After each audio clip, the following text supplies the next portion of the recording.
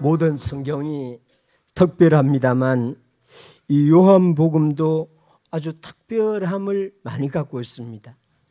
요한복음이 사도 요한 예수님의 제자 요한이 기록했는데 요한 자신이 기록한 것을 이렇게 드러내지 않고 또 그 요한복음을 자세히 읽어보면 요한이 그 현장에 분명하게 있었는데도 요한 자기가 있은 것처럼 설명하지 않고 마치 다른 사람이 있은 것처럼 이렇게 설명하고 있는, 그래서 요한복음을 읽어보면 요한의 그림자가 왔다 갔다 하는 것을 볼 수 있는 재미있는 성경입니다. 저는 이 시간에 이 요한복음 1장 35절에서 42절 말씀을, 또 오후에는 요한복음 1장 43절에서 이 51절 말씀을 같은 제목으로 설교를 하기를 원합니다. 이 말씀을 보면은 와서 보라 하고는 그런 말씀이 나오는데, 한 번은 예수님이 와서 보라 이렇게 말하고 또 한 번은 빌립이 와서 보라 이렇게 말하고 있습니다. 그래서 이 본문을 오전과 오후로 나누어서 이렇게 설교를 하기를 원합니다. 이 35절 36절의 말씀 여러분 보시기 바랍니다. 이튿날 또 이튿날 요한이 자기 제자 중 두 사람과 함께 섰다가 예수께서 건의심을 보고 말하되 보라 하나님의 어린 양이로다 이렇게 말하죠. 이 이튿날은 아마 예수님이 세례 요한에게 세례를 받으시고 이틀이 지난 시간이 아닌가 생각이 됩니다. 요한복음 1장 29절에 보면은 요한이 이미 그 말을 하고 있습니다. 이튿날 요한이 예수께서 자기에게 나오심을 보고 이르시되 보라 세상 죄를 지고 가는 하나님의 어린 양이로다. 이렇게 세례 요한이 한 말을 이 사도 요한이 두 번 반복을 해서 말하고 있습니다. 이 세례 요한은 갑자기 나타나서 갑자기 광야에서 선포하다가 갑자기 죽은 그런 사람이 아닙니다. 성경을 자세히 보아야 됩니다. 이 세례 요한은 임신하는 잉태되는 순간부터 성경 기록하고 있고 아주 그 삶의 과정을 자세하게 기록하고 있습니다. 요한이 요단강 근처에서 광야에서 이 말씀을 선포할 때 이미 요한에게 많은 제자들이 모여들었습니다. 요한이 가르친 핵심적인 주제는 그리스도 메시아였습니다. 구약성경 이사야가 선포하고 있는 핵심 주제도 그리스도 메시아입니다. 그러니까 이 세례 요한은 그에게 배우러 오는 사람에게 여러 율법이나 이런 선지서나 이런 것을 설명하면서 그 모든 주제의 포커스를 그리스도 메시아에 맞춘 사람이라고 할 수가 있습니다. 여러분들이 평생 설교를 들으면은 여러 목사님들에게 설교를 들으면은 또 설교를 분석할 수 있는 그런 수준에 가면 저 목사님은 무엇을 강조하구나, 기독교 윤리를 강조하구나, 저 목사님은 사회 구원을 강조하구나, 저 목사님은 어떤 선교를 강조하거나 이런 설교를 들으면서 그런 것을 느낄 수 있을 것입니다. 그런데 세례 요한은 그리스도 메시아를 강조하는 그런 가르침을 했던 사람입니다. 요한복음 1장 30절에 보면은 내가 전에 말하기를, 전에부터 내 뒤에 오는 사람이 있는데 그분은 나보다 앞선 것이다. 이렇게. 그러니까 요한은 전에부터 이 그리스도를 자기 제자들에게 가르쳤다는 것입니다.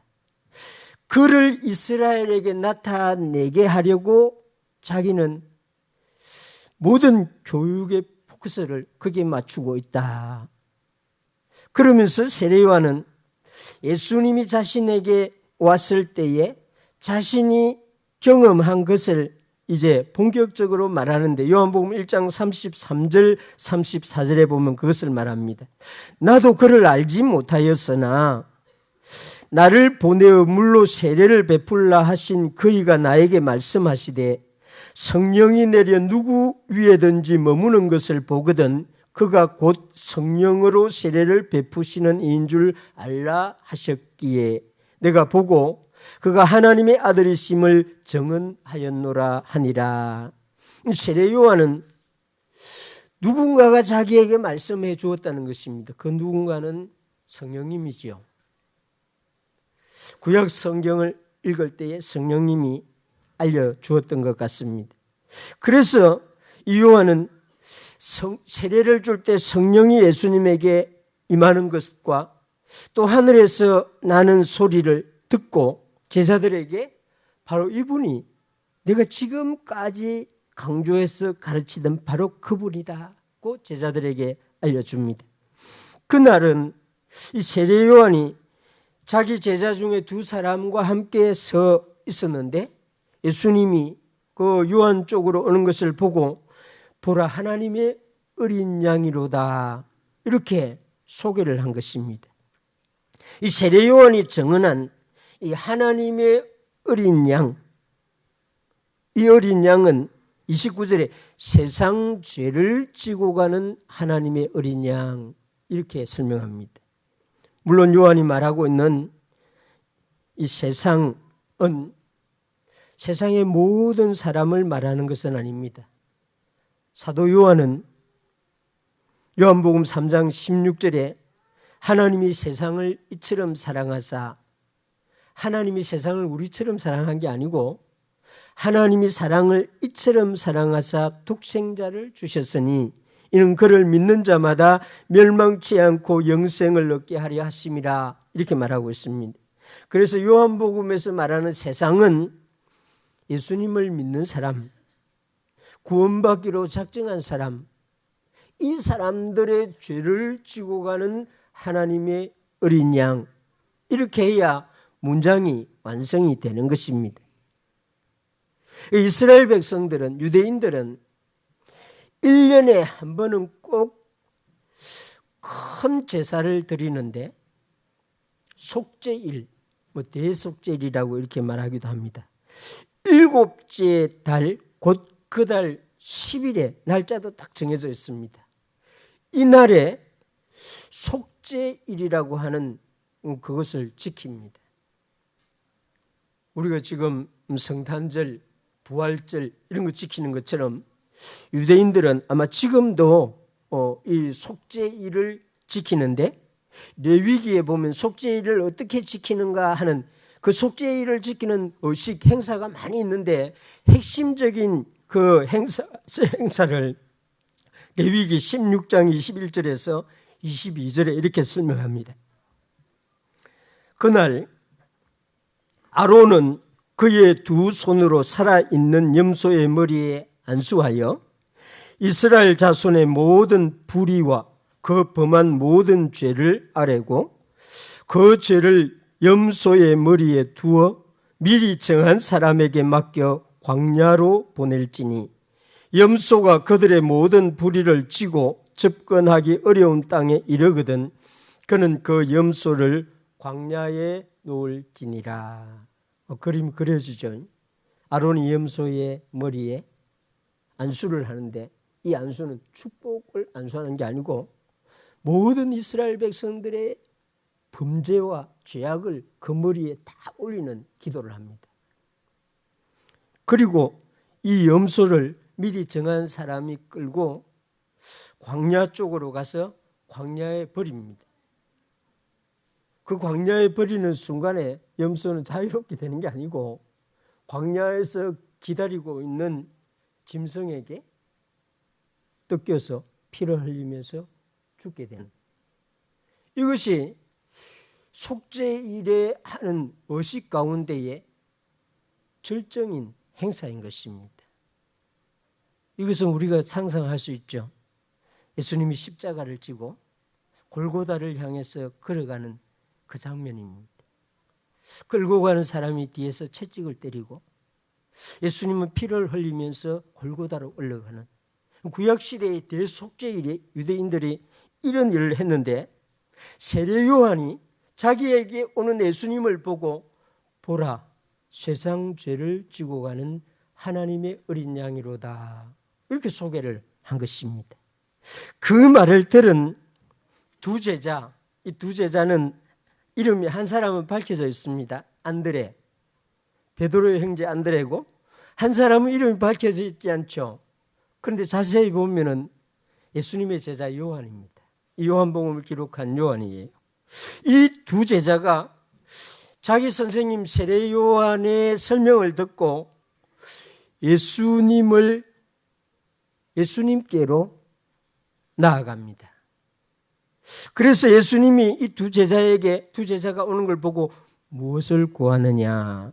요한복음 1장 38절에 보면 예수님이 말합니다.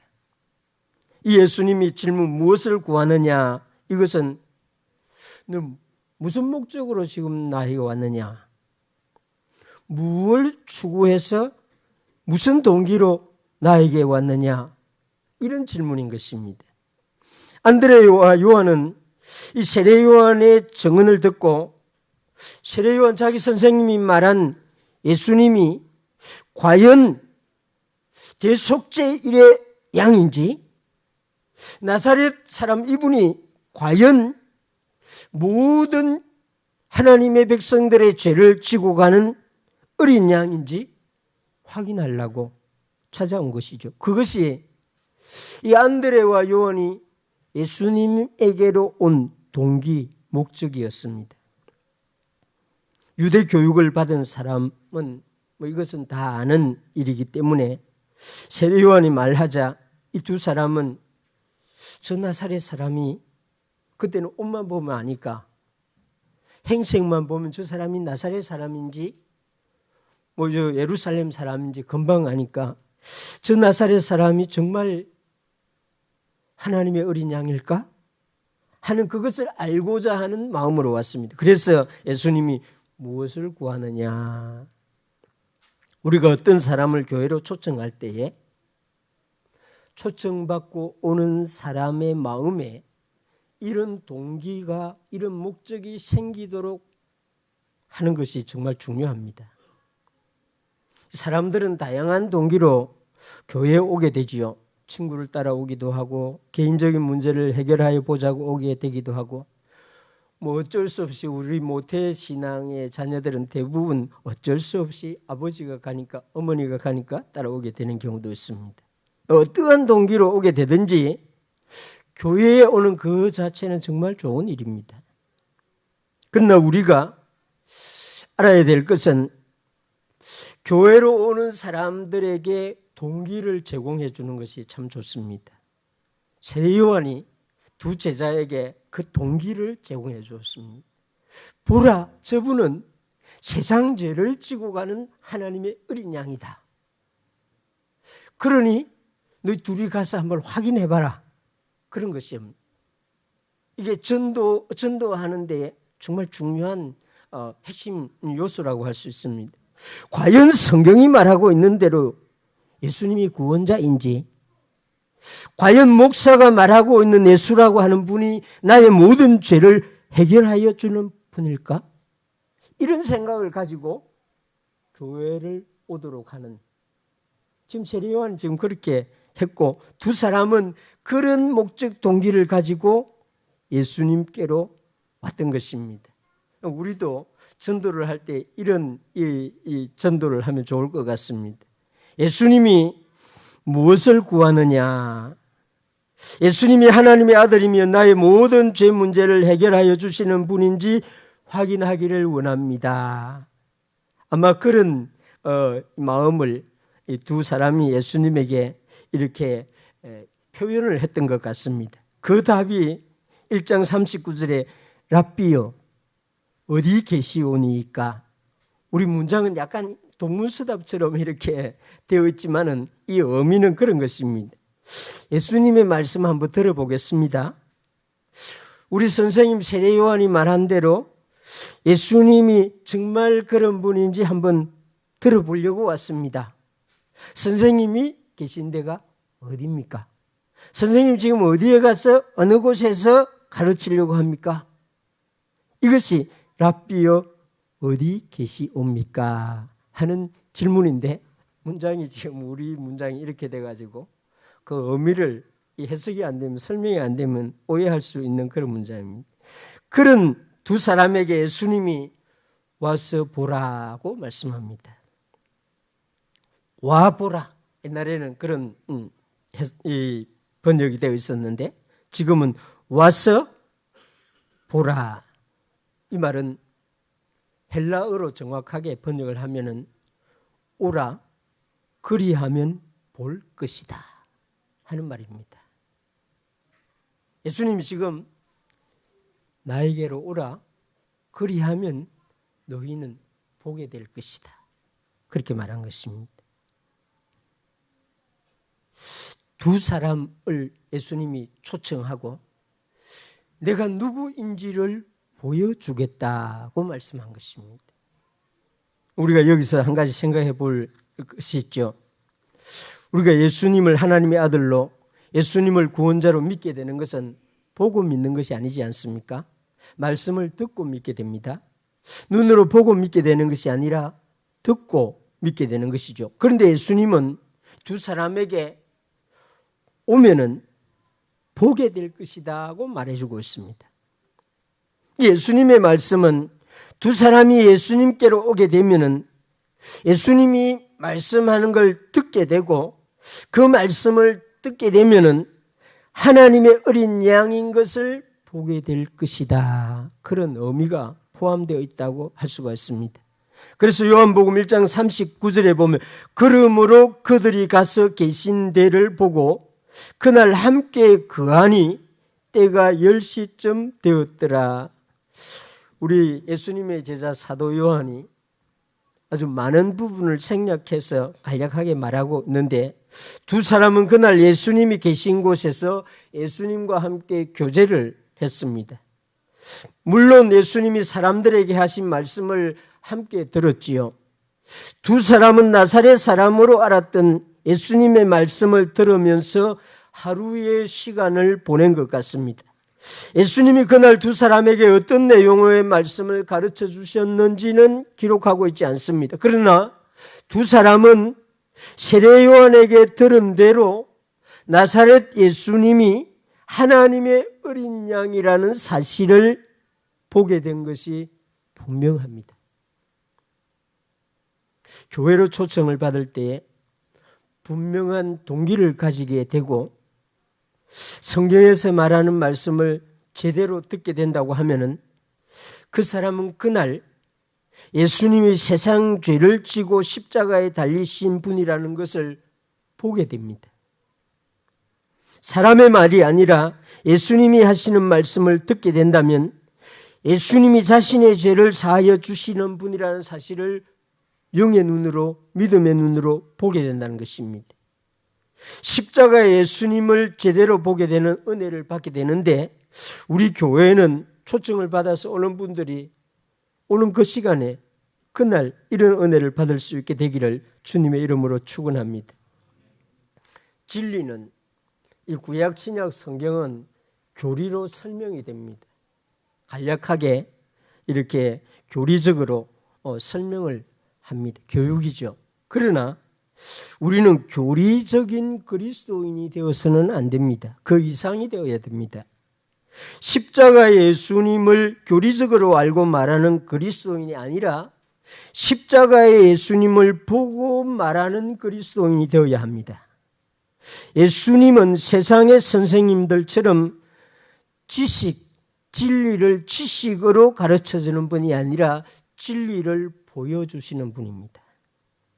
그래서 두 사람에게 와서 보세요 라고 말했고 두 사람은 가서 그날 본 것입니다. 이것이 기독교인 것입니다. 안드레와 또 한 사람은 예수님을 그날 만나 보고 다른 사람에게 말하는데 그것이 40절에서 42절 말씀입니다. 1장 40절에서 42절 말씀 보시기 바랍니다. 요한의 말을 듣고 예수를 따르는 두 사람 중에 하나는 시몬의 형제 안드레라. 그가 먼저 자기 형제 시몬을 찾아 말하되 우리가 메시아를 만났다 하고, 메시아는 번역하면 그리스도라, 데리고 예수께로 오니 예수께서 보시고 이르시되 내가 요한의 아들 시몬이니 장차 게바라 하리라 하시니라. 게바는 번역하면 베드로라. 이 요한이 기록하고 있는 이 본문은 예수님이 베드로와 요한과 안드레를 제자로 부르는 그런 마태, 마가, 누가 복음의 본문하고는 다릅니다. 예수님이 제자들을 부르고 제자 삼기 전에 요한, 안드레, 베드로가 예수님을 만났습니다. 그걸 지금 요한이 알려주는 거예요. 우리는 마태, 마가, 누가, 요한 복음을 보면서 한꺼번에 생각을 해버리는데, 예수님이 제자로 부르는 것으로 생각하는데, 지금 사도 요한은 그걸 말하고 있는 것이 아니라 예수님께로 오게 되는 전도의 과정을 설명해 주고 있는 것입니다. 그래서 이 본문, 이 35절에서 42절의 본문이 중요합니다. 세례요한의 소개를 받고 하나님의 어린 양을 그날 만나본 안드레와 또 다른 사람은 어떤 판단을 내립니다. 말을 들으면 생각을 하게 되죠. 말을 듣고 아무 생각 없는 분들은 아무도 없습니다. 세례요한이 하나님의 어린 양이라고 소개해 준 그분이 그리스도, 메시아라고 판단을 하게 됩니다. 메시아는 유대인들은 누구나 다 알고 있는 그런 분입니다. 구약 성경이 기록하고 있고 선지자들이 자기 백성들에게 가르쳤던 그런 분입니다. 유대인들은 오래전부터 메시아를 기다리고 있었습니다. 그 메시아는 하나님이 이 세상에 보내시는 분이죠. 세상에서 죄악 속에 살아가는 사람들을 죄악으로부터 구원하기 위하여 보내시는 그리스도입니다. 안드레와 요한은 그날 나사렛 예수님을 만나 함께 몇 시간을 있었습니다. 예수님은 자신이 어린 양이라는 사실을, 자신이 그리스도라는 사실을 말하지 아니하고 다른 내용을 설명했을 수도 있습니다. 설교자가 여러분들에게 설교를 하는데 분명히 설교자는 주제를 가지고 성경 본문을 가지고 설교하는데 듣는 어떤 분들은 그 시간에 엉뚱한 것을 깨닫는 그런 일이 있습니다. 전혀 설교 내용하고 다른 것을 깨닫는, 왜냐하면 성령님이 그분에게 그 말씀을 그런 식으로 깨닫도록 이해시켜 주시기 때문에, 그래서 저는 이 안드레하고 요한에게 예수님이 어떤 내가 어린 양이다, 내가 그리스도다, 내가 메시아다 이런 식으로 설명 안 해주고 다른 내용을 설명해 주었어도 이 두 사람은 그 시간에 세례요한이 말한 대로 맞구나, 이분이 그리스도이구나, 이런 깨닫는 은혜를 받았다는 것입니다. 이것이 큰 은혜고 축복입니다. 어떤 분은 교회 오래 다니고도 쉽게 깨닫지 못해서 힘들게 교회를 다니는 분이 있습니다. 저는 그런 분들을 위해서 사실은 매일 기도합니다. 목사가 해야 되는 기도가 그런 것입니다. 믿음이 적은 사람, 우리 자녀들, 믿음이 약한 자녀들에게 성령 세례를 달라고 기도합니다. 우리 교회에 그런 분이 있다면 여러분들도 기도해야 됩니다. 메시아 구원자라는 사실을 알게 되게 해주세요. 성경이 말하고 있고 목사가 때마다 설교하는 그 예수님이 나의 구원자이구나 하는 것을 눈으로 볼 수 있도록, 눈을 감았는데 십자가가 보이는 그런 날이 있게 해주세요. 이거를 우리는 기도해야 되는 거죠. 어떤 분은 교회에 오는 첫날 그런 은혜를 받는 분도 있습니다. 안드레와 요한이 바로 그런 은혜를 받았던 것 같습니다. 모태로부터 교회에 다니는 분들은 머릿속에는 다 알고 있습니다. 교리적으로는. 그런데 실제적으로 개인적으로 예수님을 만나지 못해가지고 늘 마음이 항상 눌리고 있습니다. 그 마음에 믿음도 있는데 이게 고백이 안 돼가지고 늘 자신의 마음속에 늘 짐이 되는 그런 우리 자녀들이 있습니다. 그런 자녀들을 위해서 우리는 기도해야 됩니다. 나는 그리스도를 만났습니다. 나는 십자가에 달리신 그분이 나의 죄를 위하여 죽으셨습니다. 이 확신이 마음속에서 확 박히도록 이 간정이 있어야 됩니다. 간정이 없는 그리스도인은 정말 냉랭한 그리스도인. 보아야 됩니다. 영의 눈으로, 믿음의 눈으로 예수님이 나의 구주이구나. 예수님이 나에게 와서 보라 했구나. 예수님이 보여준 것이 이것이구나. 이 간정이 있어야 되는데 안드레와 요한이 바로 그날 간정을 얻게 되었는데 우리가 메시아를 만났구나. 이런 결론을 가지고 어떤 사람에게 찾아갑니다. 안드레가 형인지 베드로가 형인지 잘 모르겠습니다. 형제라고 이렇게 써놨으니까. 우리 한국은 형 아우를 분명하게 이 서열을 말하는데 대부분의 민족은 그냥 형제 일어나면 누가 형인지 누가 동생인지 누가 언니인지 동생인지 말도 다 하기 때문에 잘 모릅니다. 그런데 분명한 것은 그날 안드레가 그 형제 베드로에게 찾아가서 우리가 메시아를 만났다 말을 하고 데리고 예수께로 오니 이렇게 말하고 있습니다. 이 간정이 있는 사람이죠. 본 사람이죠. 안드레의 이러한 행동은 그리스도를 진정으로 만난 사람의 참 모습이라고 할 수가 있습니다.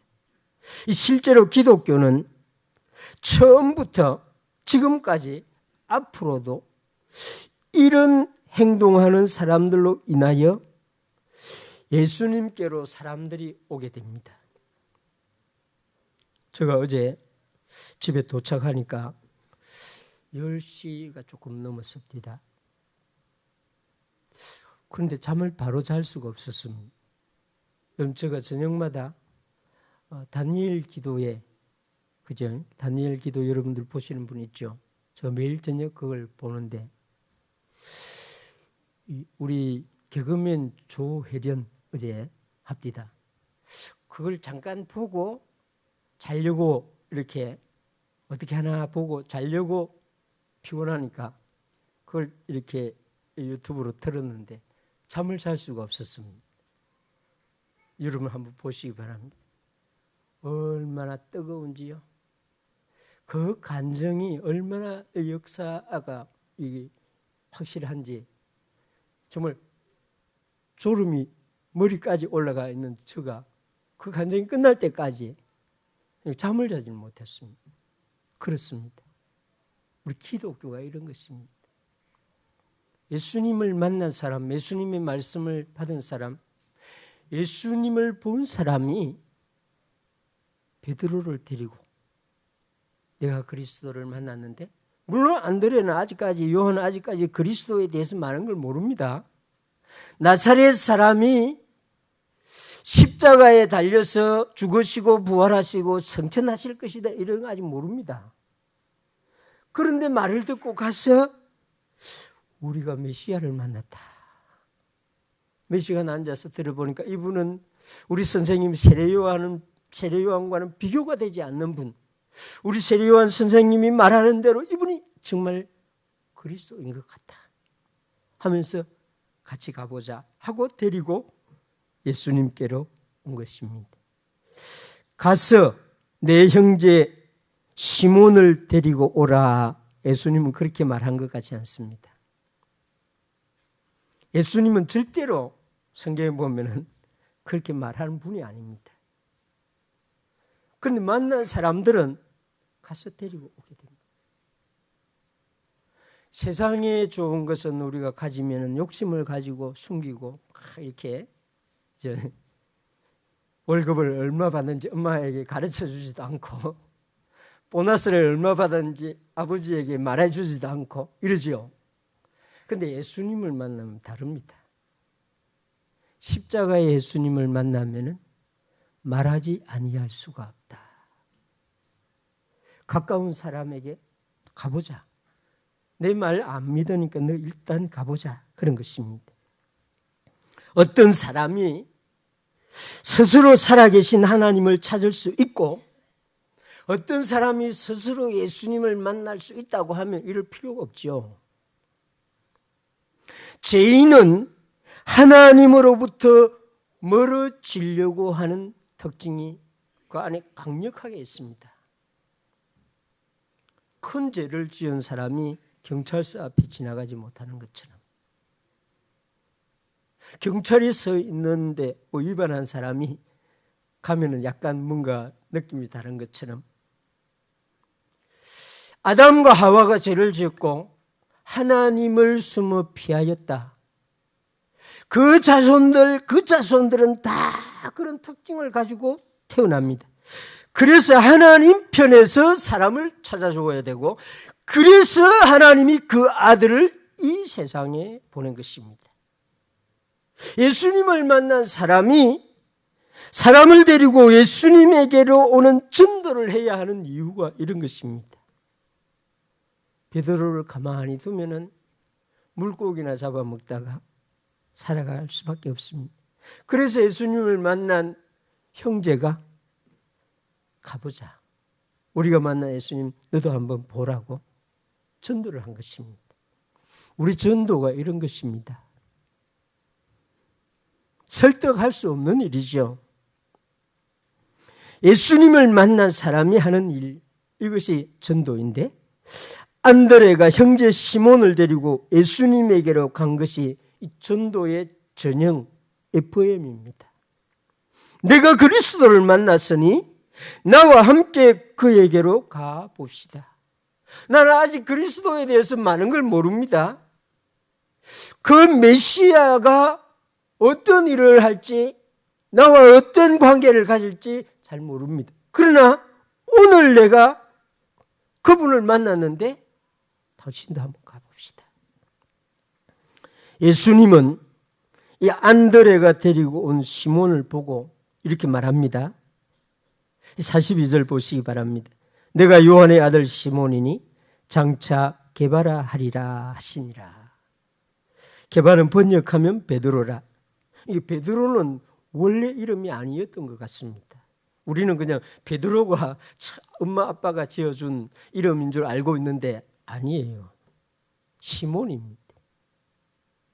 예수님이 그 이름을 너는 반석, 게바, 베드로라 하라고 예수님을 만난 그 시간에 예수님이 그냥 그 이름을 바꾸어 주었습니다. 이 축복을 받은 거죠.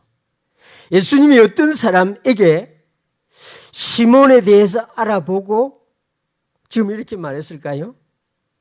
아니죠. 예수님은 그리스도입니다. 그럼 이미 시몬을 잘 알고 있는 분입니다.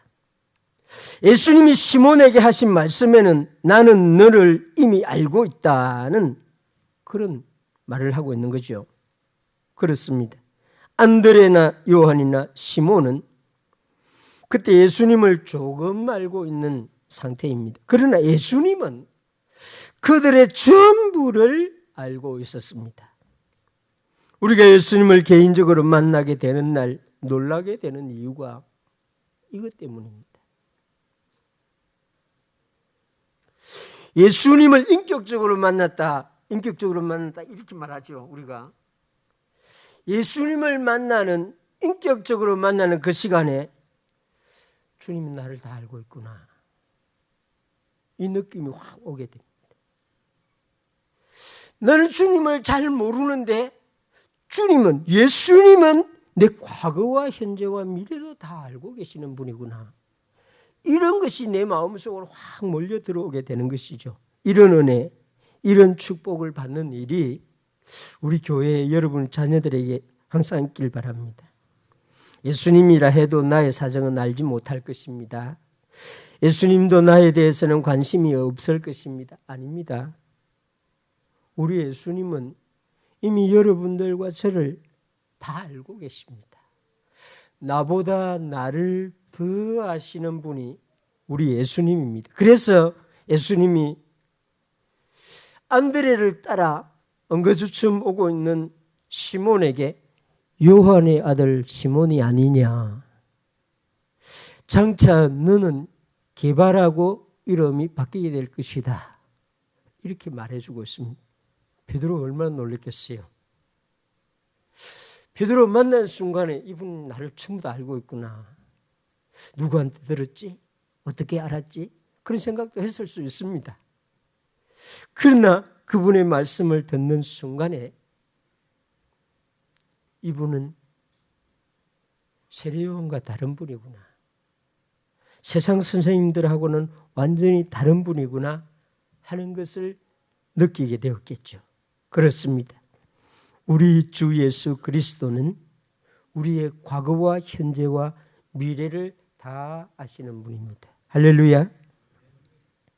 오늘 이 말씀은, 이 35절에서 42절의 말씀은 전도는 어떻게 이루어지는가 하는 것을 이런 방식으로 설명합니다. 과연 예수님이 그리스도인지 구원자인지 너희가 당신이 직접 와서 한번 보세요. 이렇게 전도하라는 것입니다.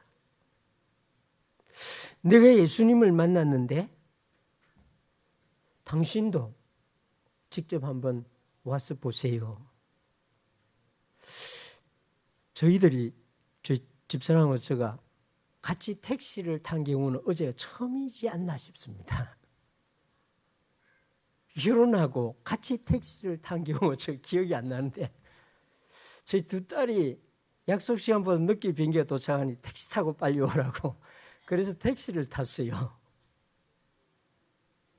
집사람이 뒤에 앉아서 운전수를 보고 예수 믿는 사람인 걸 확인하고 이야기를 꺼내서 시작했는데, 77세 된 이분이 새벽 기도도 가고 이 성가대도 앉고 이런답니다. 그래서 이제 또 이야기가 진행되죠.